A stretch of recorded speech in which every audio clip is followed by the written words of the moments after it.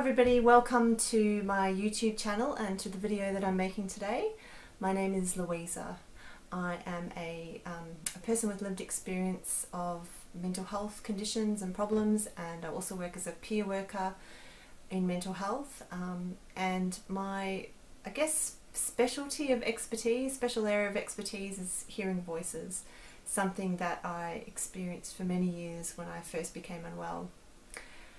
Forgive my rather functional environment today compared to my normal rainforest backdrop, but today I'm presenting something with my computer to help me, a presentation which I'm going to put in between me talking so that I can actually illustrate some of what I want to say.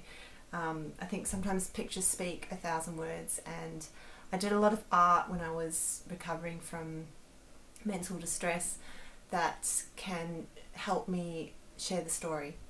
So today's presentation is about hearing voices. I want to try and give an overview of the subject. What types of hearing voices are there? What do people experience? What's it like? What could it mean?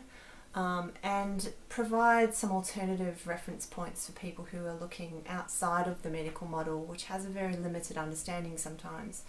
It isn't to say that all practitioners within the medical model are limited, but certainly I guess the textbook explanations for hearing voices will not go to the places that I want to take us to today.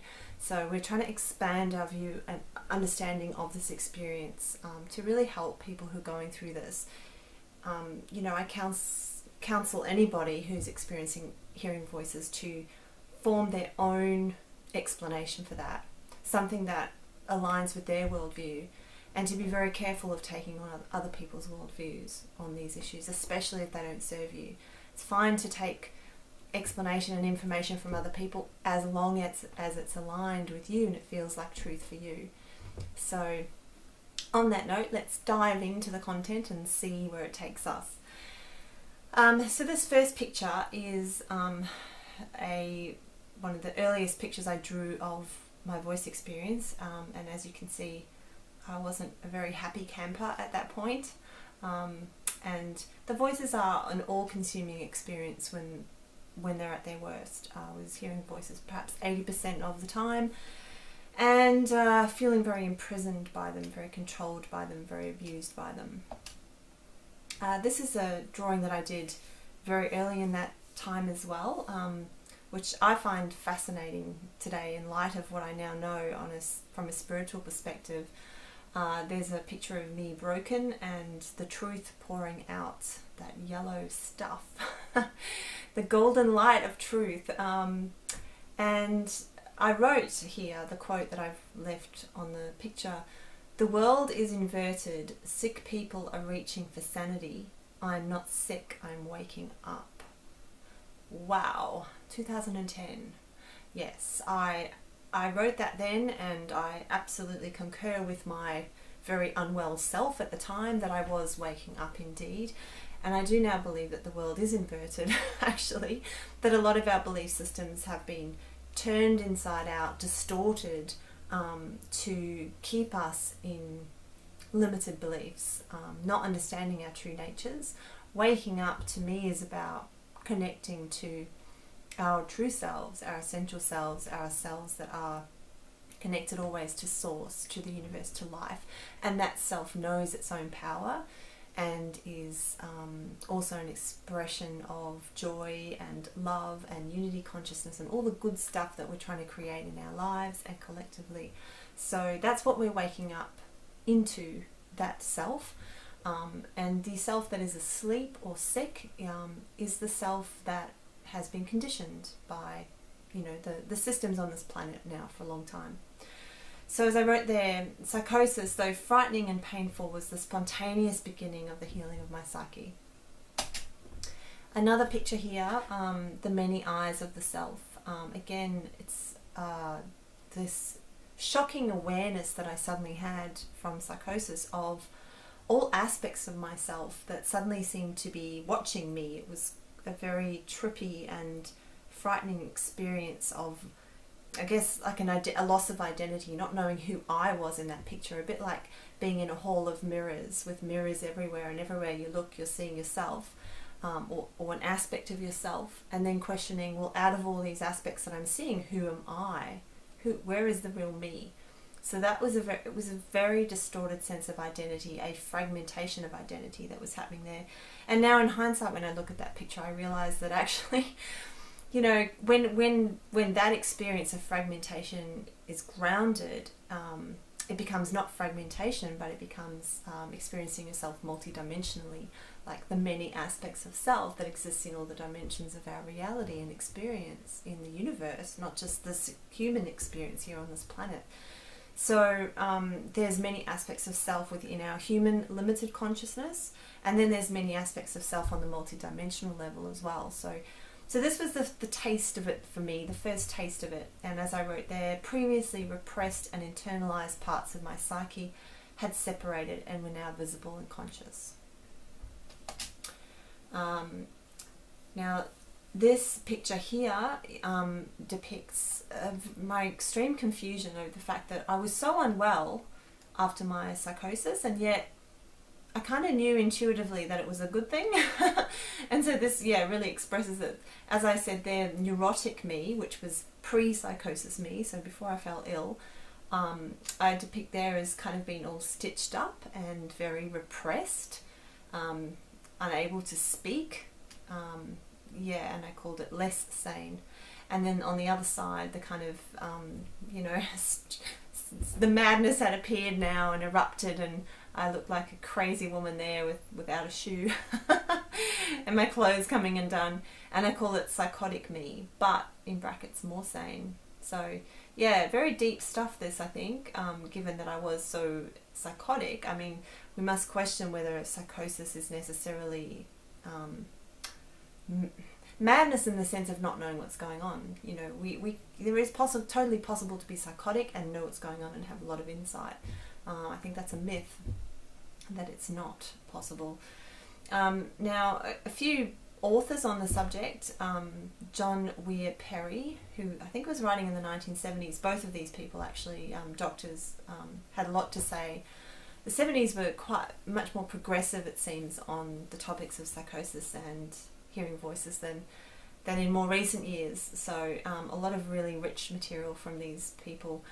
He wrote, in the pre-psychotic development, the personality has grown into an identity that does not properly belong to him. So beautifully expressed there in that drawing, that I was, I had these clothes on, this persona, which was stifling me and inhibiting me. And then Arthur Janoff, this was actually his patient, who wrote, crazy is when you can't keep your neurosis going anymore. And I think that's brilliant, because yes, even though I appeared very, very nuts after psychosis, I can't say that I was well before it. I think I was neurotic. I think I was holding together a facade, an image of functioning when there's so much strain and pressure underneath it, so much fear. That's what neurosis is really, is a kind of a manifestation of the internal fear. That is, if it's in neurosis, it's controllable and socially acceptable to a degree, but as soon as it becomes psychosis, then you sort of step over. But as that patient said, it's when neurosis just doesn't work anymore, so out comes the psychosis. And as Arthur Janoff says there, for reasons of stress, the unreal self cannot be held together any longer and goes to pieces. It happens when the mind can no longer hold back the feelings of the body. So Arthur Janoff wrote The Primal Scream, a very famous book in the 70s, and talks a lot about frozen emotion being stored and trapped in the body from childhood traumas and any kind of trauma, but mainly childhood, and then built upon by other traumas as we grow up. And then that pressure that comes from holding those emotions, repressing them like a beach ball underwater, eventually gives way and goes to pieces. Okay, so this drawing here is another one, same sort of time period, questioning wellness versus illness. So, the picture there of wellness was my conception at that time of what I felt society was asking me to do, was to exist in this world of, as you see the signs on the building, dollars, corporation, finance. There's all this pollution everywhere, isn't there? There's cars, and there's no nature in that scene at all. And I didn't want to live in that world, and I think that's really true for so many of us light beings who are here to create the new earth, but human beings in general, whether you identify as a person who's here to assist in that transformation or not, we are part of nature, and the way we've been controlled and we've allowed ourselves to be controlled is that our societies have been very anti-nature, the antithesis of nature. So we've created very rigid structures made of concrete, and we're hurting our natural environments and so forth. So I was questioning whether I wanted to be a part of that, and I guess it was a massive identity crisis that had been brewing for a long time. And then illness, as I post there, is such a beautiful picture, really, isn't it, of illness? This lonely, dark climb up a mountain, up to the light of the moon. I guess I hadn't analysed this ever before, actually, but looking at it now, perhaps the moon meaning the subconscious, the unconscious. So the journey into the unconscious, supported by nature, held by nature. And that journey is one which perhaps you could say all human beings have to go through on some deep psychological level. Like, we have to traverse, the path of the soul to find our way home, to find our way to connect to what is true for us. So, So as I wrote there, some believe psychosis is a maladjustment to society, but others believe psychosis is an ego dissolution that leads to the renewal and integration of the person. Okay, I just want to mention here a fabulous, amazing book called Healing the Split by Dr. John Nelson. And I won't go into this too much because it's quite involved, but just to say that he identifies levels of consciousness and relates them to the chakra system. So if anyone's interested in this stuff, please, I recommend you dive in and have a read of him. He was writing in the 1980s, so quite progressive for the time, and healing the split between spiritual knowledge and the medical knowledge. So he related the different diagnoses to different chakra systems, and he describes schizophrenia as a regression in service of transcendence. So transcendence is something we're all doing in a way on our journeys in life, as we're all aiming to grow, I guess, which you could say is transcend difficulties, learn, grow from things. So, but sometimes in order to do that, we have to go back, and that's the regression.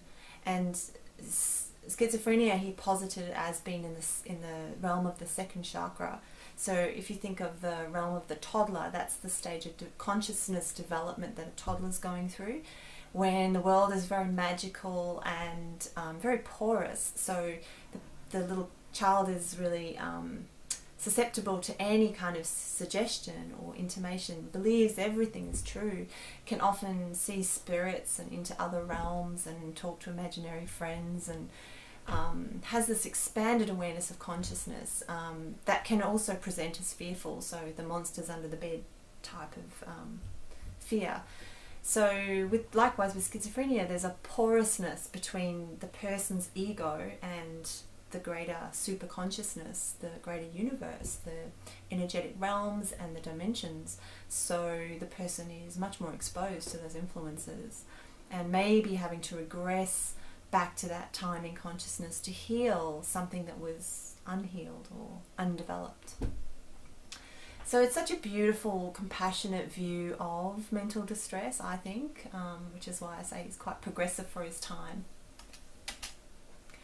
Now this is another picture which I guess it depicts the different aspects of myself that I was starting to uncover. This is now June 2012.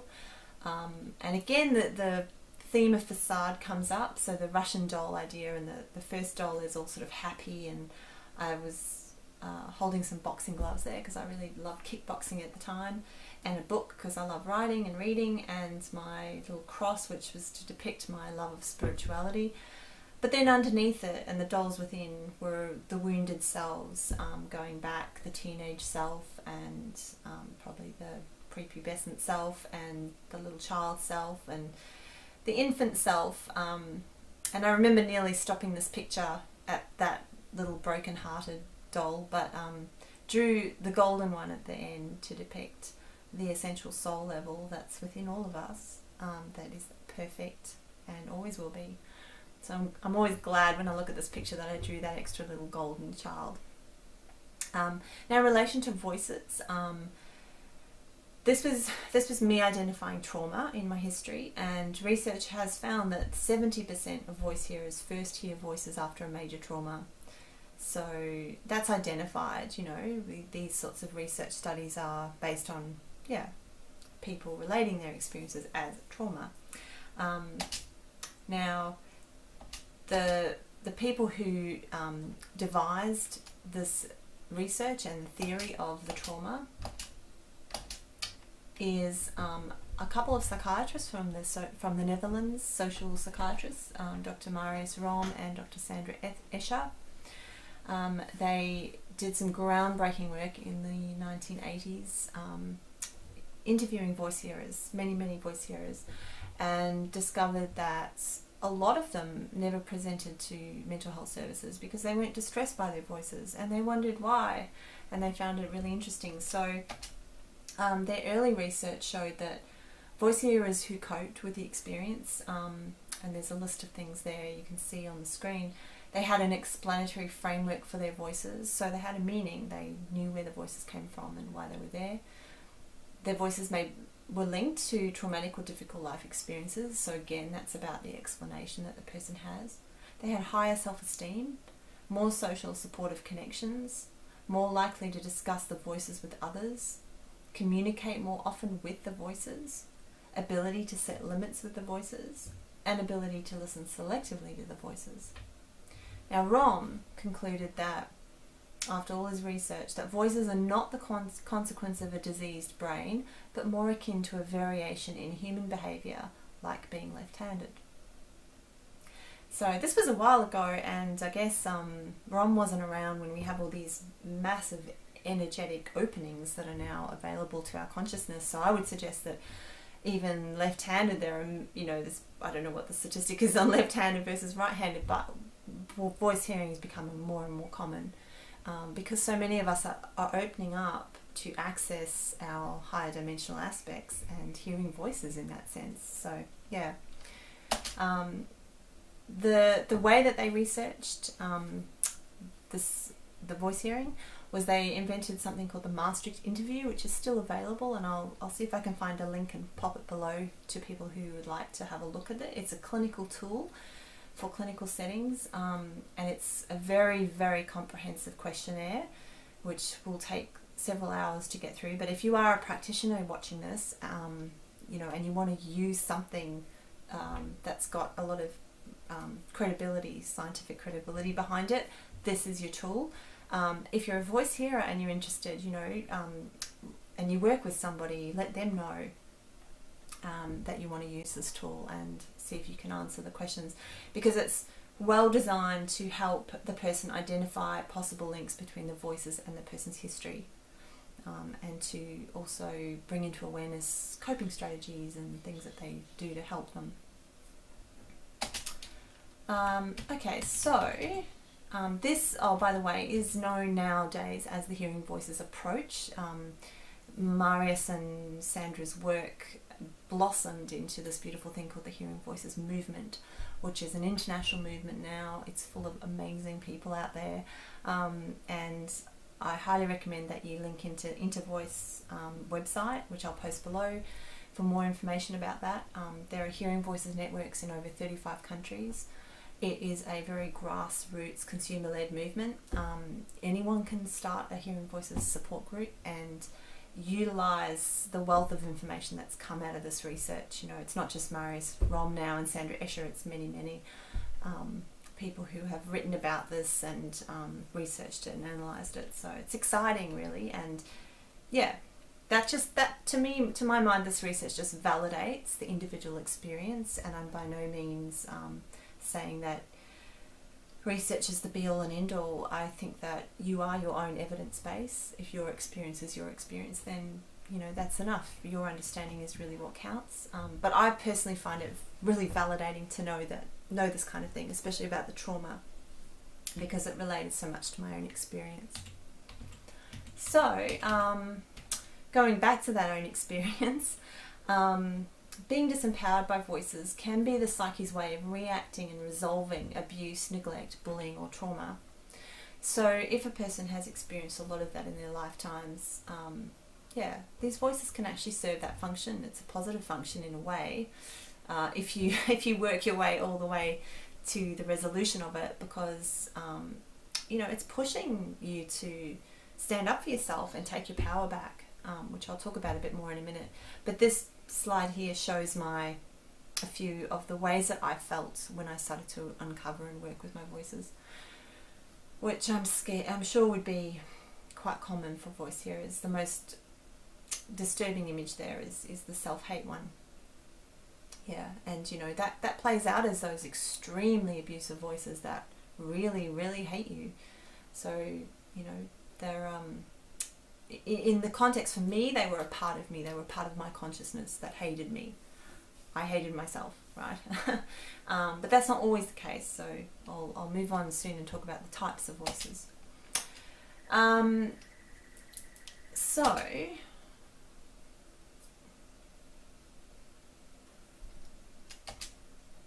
So the idea is that voices have meaning. Voices have meaning. They're not random. They're not, unless you maybe just hear your name being called before falling asleep, or there can be instances, I guess, where, if you're deprived of sleep for 72 hours or something and you start hearing voices, you could just say it's a hallucination. But I don't think that anything in the universe is random anyway, even if we're having those kinds of experiences. How much attention to pay to them, that depends on, I think that the more there's a pattern, then that's something to be paid attention to. When anything crops up in your life as a pattern, whether it's a voice or a bad relationships, a string of bad relationships, or a string of addictions, or whatever it might be, or the same kind of work environment again and again, as much as you try and escape that. Patterns are indications that something needs to be addressed. So if there's patterns in the voice hearing, then there's a meaning behind that. So as I wrote there, they are the pains calling to be addressed, the feelings and memories calling to be integrated. And I wrote a book on this called The Little Girl That Nobody Wanted, which is available on my website. I'll put a link down there as well. It's a simple little memoir with some cute little drawings that you can see there, expressing the childhood that I had, which created a voice situation, an abusive inner voice. So that book might be helpful for some people. It's not, I do want to sort of say, it's not a book about, childhood abuse as such. I don't think we have to go through abuse, like as in a serious abuse, where there's malintent by a parent, to experience this complex, to develop a voice. And it can be as sort of subtle as just not having your needs met, or emotional neglect, or not being soothed when you were upset. That's emotional neglect. Or maybe it was that you lost a parent. The parent wasn't there due to some reason. Mum or dad were ill, or adoption. There's just so many scenarios that can cause this type of trauma, and it doesn't have to be intentional. So I really want that to be clear, because otherwise people will think, oh, well, I didn't have an abusive childhood, I wasn't abused, my parents were great, and then sort of dismiss their feelings and distress and pain as being irrational or silly or unwarranted. And it's a big mistake. If you have those feelings, then there's a reason why you have those feelings, so they're worth exploring. Okay, so I'm backed up here by Dr. Rivers May, who suggests that voices are messengers in people's lives, often pointing to issues that need to be resolved. All too often we try to shoot the messenger with medication without stopping to listen what the message is and what it is that the person really needs. So Dr. Rufus May is known as the doctor who heard voices. He was a voice hearer himself, experienced psychosis, and went on to become a healer, and is one of the world's most renowned practitioners now in working with voices. Okay, so I'll just show you here a technique that I used to use when I worked specifically with people who hear voices. But I do also use this now with just if I'm working with anyone who has a kind of internal conflict going on, and that's most people. we kind of get cultivated in all of us anyway. Some of us have resolved it, and some of you viewing this today might have resolved this in yourself, but we tend to have aspects or conflicting aspects, inner critics and inner judges and shame children and different parts of our personality that work against one another. So voices and inner critics, there's not that much difference when we're working with them in this way. So a mind map is a very useful tool, regardless of whether they're what you would call voices or inner voices. So the mind map here depicts some of the voices that I heard at the time when I was not well. So we have the wise voice, which was from my spirit and always helps me. Demon child, this was a very angry voice, an 8-year-old voice, and told me to do horrible things. Commentary, this is the types of voices that speak about the person in third person, not to them. So they would say, Louisa is sick and Louisa is crazy and she this and she that. And then I also heard music. I heard amazing music, usually coming from white noise, so ducted heating vents or in aeroplanes, anywhere that it was kind of white noise, cafeterias, that kind of thing.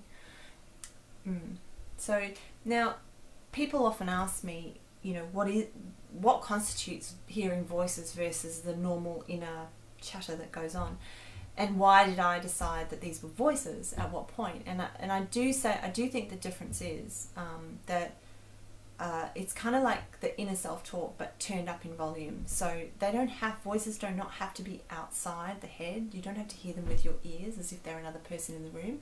Some voice hearers do hear voices in that way. A lot of voice hearers though tend to hear them inside their head. But some critical things, they don't feel like the voices belong to them. So that's the first thing. It doesn't feel like your own thought. It feels like it's been put in by someone else. And it's louder and more intrusive, so it really gets your attention. So that's probably the critical difference. I mean, I could argue to myself that I always heard these voices, but that they were just kind of on low volume and I wasn't really aware of them. And then the psychosis, boom, I really opened up my mind to start hearing these voices.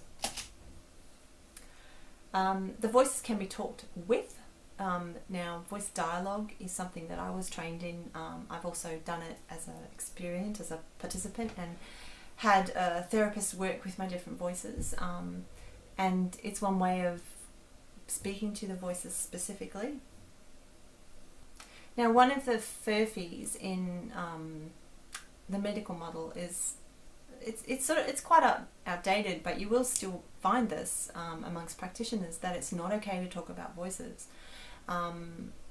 You'll find it because I personally think it's quite frightening for somebody who doesn't understand it.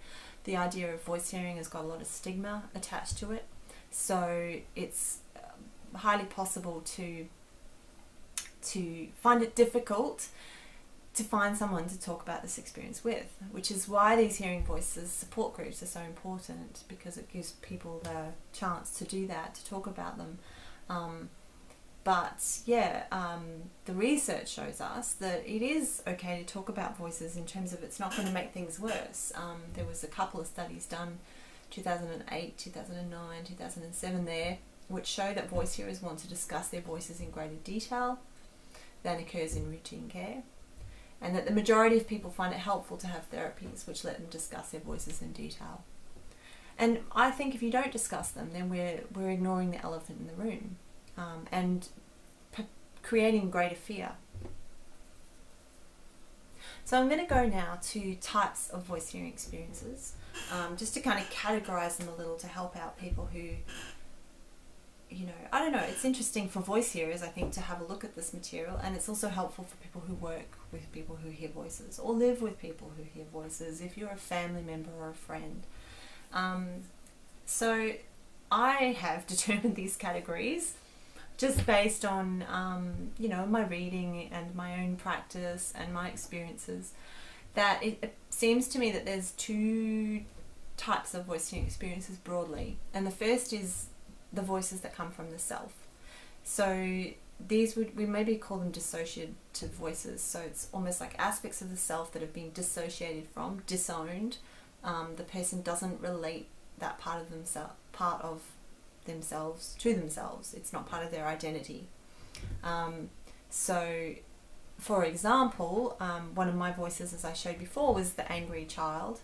The anger wasn't really a part of my personality. I didn't believe I was ever angry, even though there was clear evidence that I was from all the holes in all the houses that I lived in, because I used to have these anger outbursts. They would kind of come from nowhere, and it was because I was repressing my anger. I was pushing it down all the time, and that was because I'd been taught to do that as a child, conditioned, you know, by parents, society, all the rest of it. So, and I'm a woman, so girls are not supposed to get angry. So there was a whole lot of stuff going on there, plus a personality that is just, I guess, invested in being a kind, nice person. So I didn't want to be angry, so I pushed all that away. And because I did that, I dissociated my anger, and thus it became the angry voice. It also became other things, all sorts of manifests in all sorts of ways. Any sort of repressed emotion will do that. But yeah, so that's what I mean by dissociated. Now these types of voices seem to originate in the mind, so from the self, and they are like parts of the self which have taken on their own identity. So this childlike voice became, you know, we ended up calling it, at first it was the demon child, and then I started calling it Peter, just to take some of the fear out of that voice, the fear that I had for that voice. Demon child sounded very nasty, and Peter allowed me and my therapist to work with it a lot better. Carl Jung called these types of voices, but you know, parts of the personality. I guess he wasn't just talking about voices, he was talking about anybody who experiences a sort of an internal self. He called them energy complexes, and I also hear them referred to as thought forms in the therapy and spiritual community. This idea of thought forms, that if we give a thought enough energy, it creates a form. It becomes empowered and has power. So these energy complexes are usually connected to trauma, and they form around an idea. So this is what I mean by that we give them enough power, because they form around this idea that really takes root in our subconscious, and they're ideas like, I'm unlovable, I'm bad. They can be positive, or they can also be negative. We can form good ones. We can form the thought that, you know, I'll get through anything, I'm strong, I can achieve what I want to in life, I'm a happy person. These can become thought forms equally as much as the negative ones, and they're a natural part. I'm not saying a thought form is negative or positive, a bad thing. They're just a natural part of being a human being, but we need to know why they're there, and if they aren't serving us, we need to change them, because we do have power over them. So as I mentioned before, with the angry voice, they can be dissociated from our consciousness, parts of ourselves that we can't feel the anger, or I can't feel the anger, so I'm going to create a voice to feel the anger for me.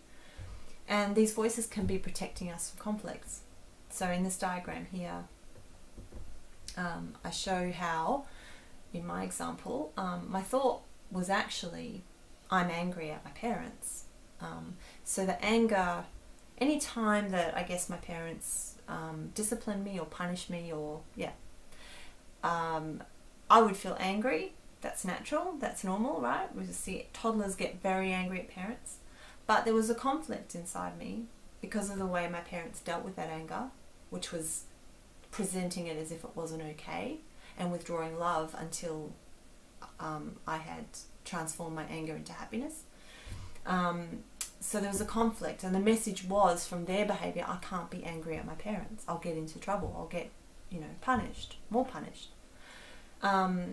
So because there's a conflict, I'm angry at my parents, but I can't be angry at my parents. This inner conflict becomes what R.D. Laing is another doctor or psychiatrist who wrote a lot about schizophrenia, as it was, always related to then.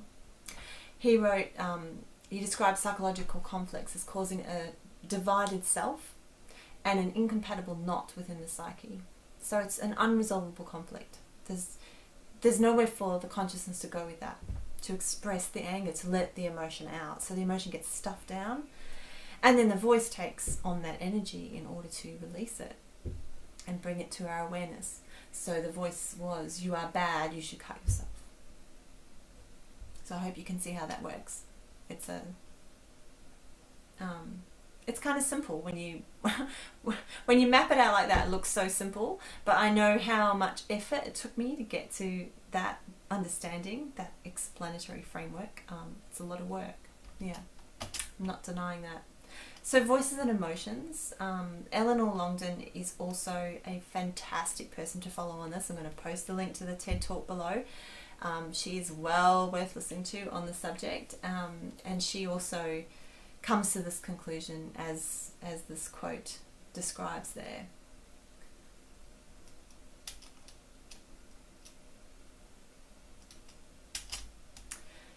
So the other type of voice hearing experience that I wanted to mention was voices from others. So we have voices from the self and voices from others.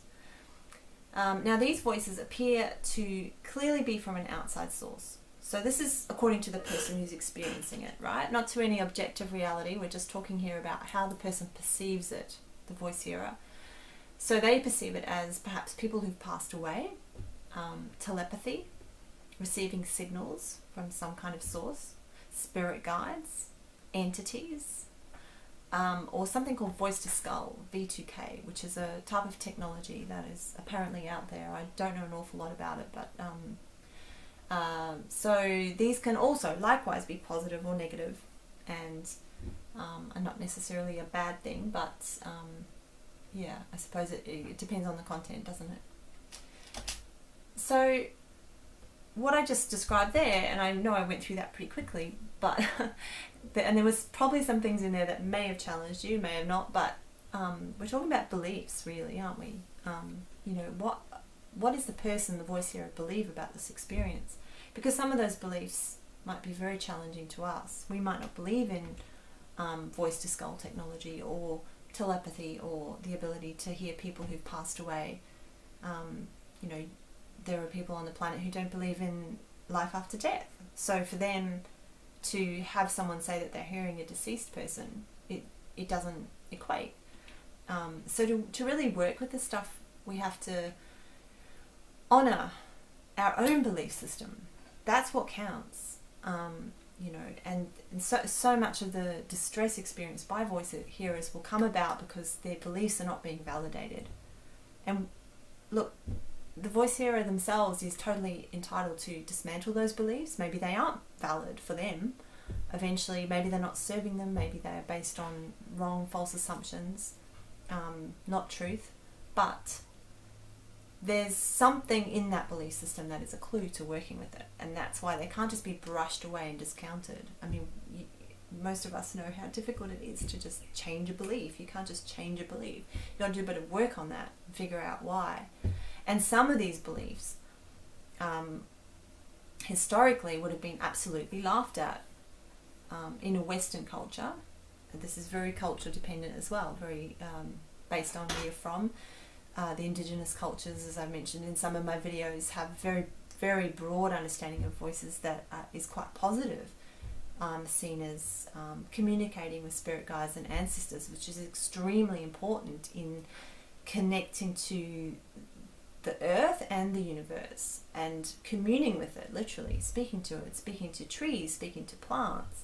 I don't mention that there, but I have had, on my trajectory of growth,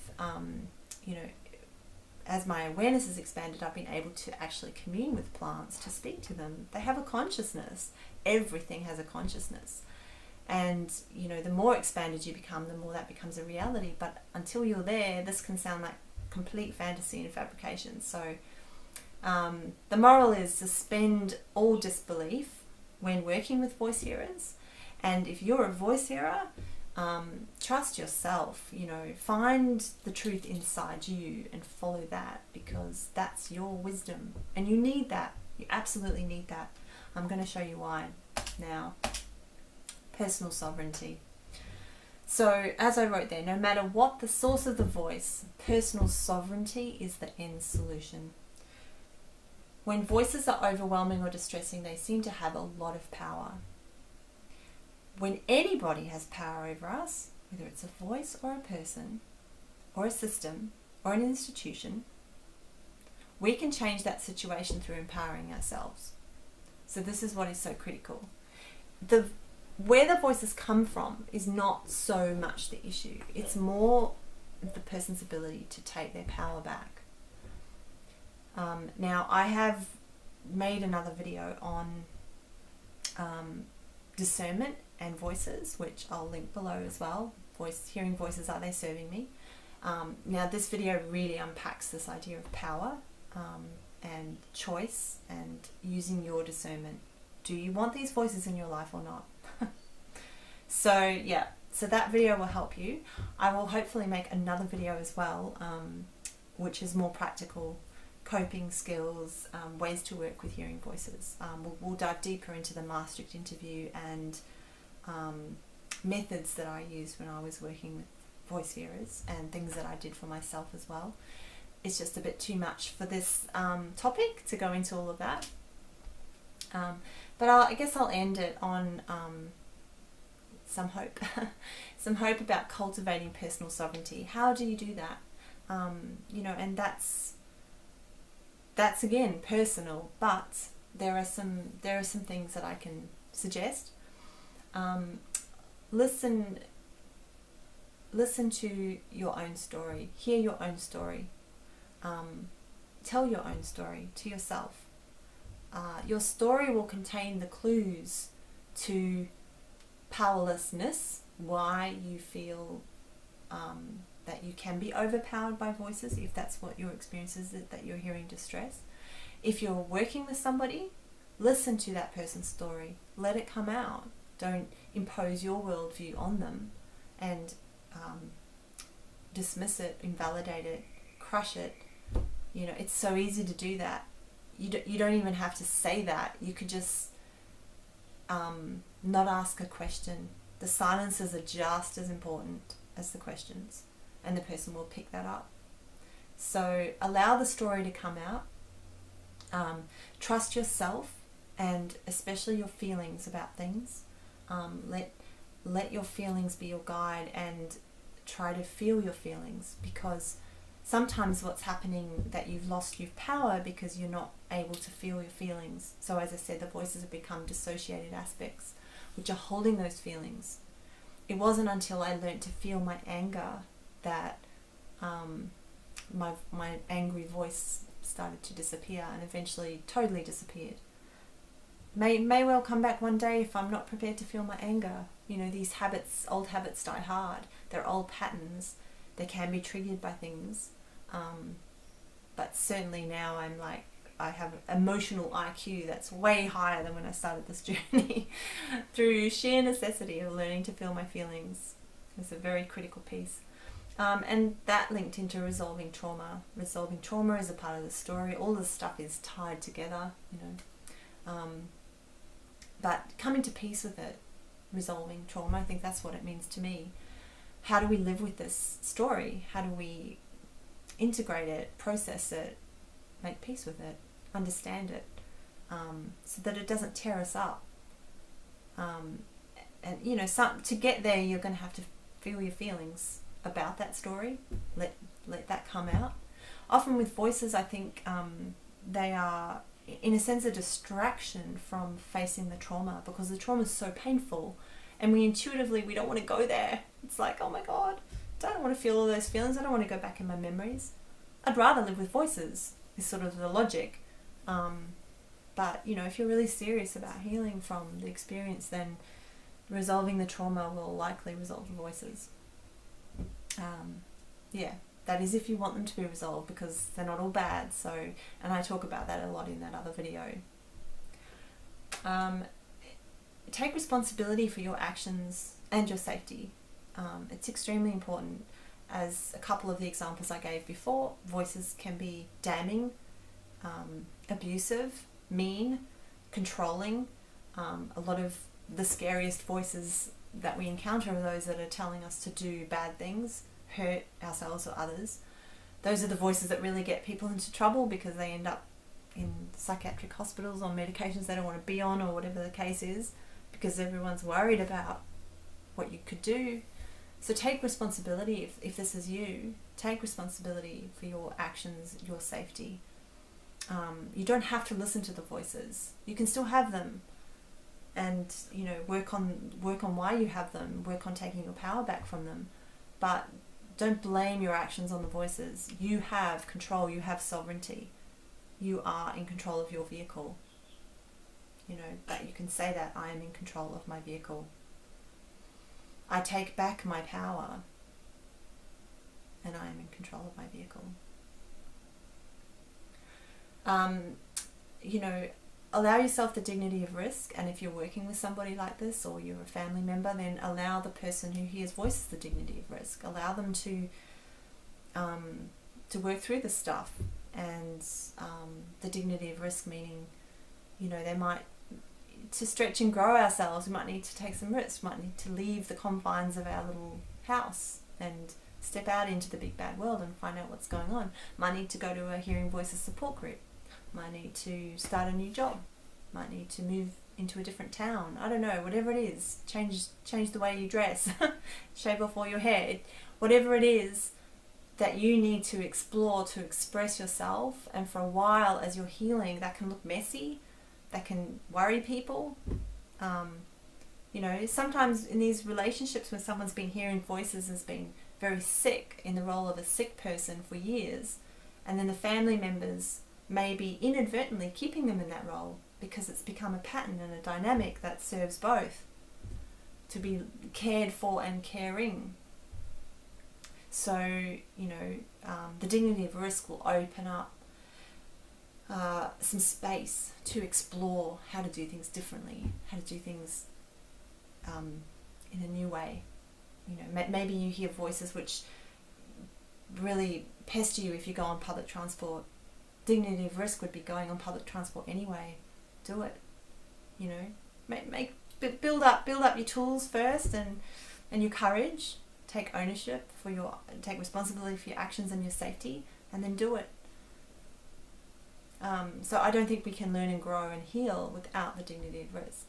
And yes, it's baby steps, but that is to be judged by you and the people around you. Perhaps you might want to do it in consultation with your loved ones. That's respectful. You know, this stuff isn't rocket science. It's common sense. Working together, being respectful, allowing ourselves the chance to grow. And yes, I guess that's it. Dignity of risk.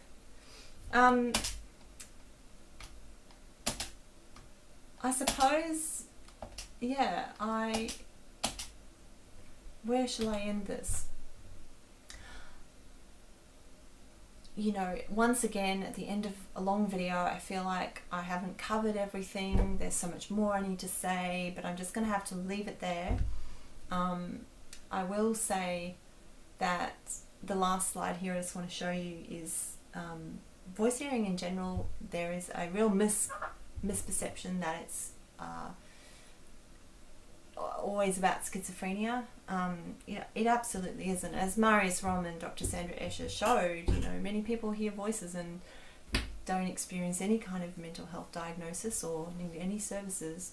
I certainly did need help, so, you know, there's a time and a place for that. And I was originally given the diagnosis of schizophrenia, schizoaffective, which is a combination of schizophrenia and depression. It's a lovely 2-for-1.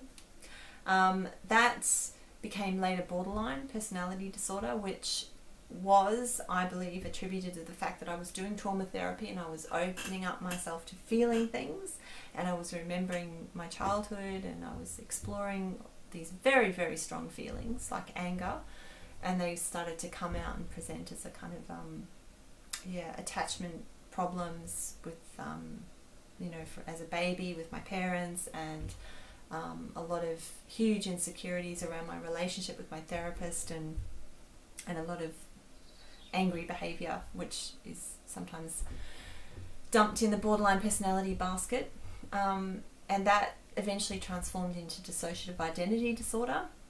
I know by now I'm sounding really crazy. I only laugh. I can laugh at it myself. I'm not laughing at anyone else who has these diagnoses, because I guess I'm just laughing at the whole crazy system, dissociative identity disorder, which was a way to describe the many aspects of myself. So where once there were voices very distinct from me, I didn't believe they were me at all. They seemed to be coming from outside. Gradually I owned them more and more, and they actually took on quite robust personalities. They had names, they had different ages. This was my DID phase. I'm not being flippant about it. It was quite a full-on and very very rich time of my healing, was going through the dissociative identity disorder phase, and that eventually led to adjustment disorder, which is a kind of way of saying that stress overwhelms me. I can't handle stressful situations. I think most people have adjustment disorder. And my own diagnosis there of myself, which is an intuitive, highly sensitive human being. I think diagnoses have their place for people. I think they're signposts. They're signposts towards treatment, and they can be comforting, very comforting. I know each of those diagnoses had a use, which is why when I laugh at them, I'm not ridiculing, but they're only labels. They're not the true thing. So never ever mistake a label. A label is a subjective thing that has been created from a bunch of doctors, basically, and pharmaceutical companies that sat around and created the DSM. So let's not mistake them for the Holy Grail. We can perhaps use them, and because of these labels, there's a wealth of research and information underneath, if you like, or around each of these labels that is very useful for people. But even the labels are now changing quite rapidly, and we're seeing some interesting developments in psychology. They're challenging diagnoses. They've created something called the power, threat, meaning framework, which is a whole new way of looking at mental distress. It's quite exciting times, and I think there's space for all of it. I think we're living in a time where we just need to embrace the complexity, the diversity, let people choose to call themselves what they want to call themselves. The main critical thing is that you're happy with it. It means something to you. If the label schizophrenia works for you, then use it. It's a free world. You are sovereign. That's the point. But ask questions. Always ask questions. Is this really mine? Do I want this? Or was it mine at a certain time and now I don't need it anymore? Because I definitely ascribed to those labels at one point. I found them quite useful. But they're not me anymore. It's not a life sentence. You don't have to have these labels forever. So, hold them lightly and investigate your own truth.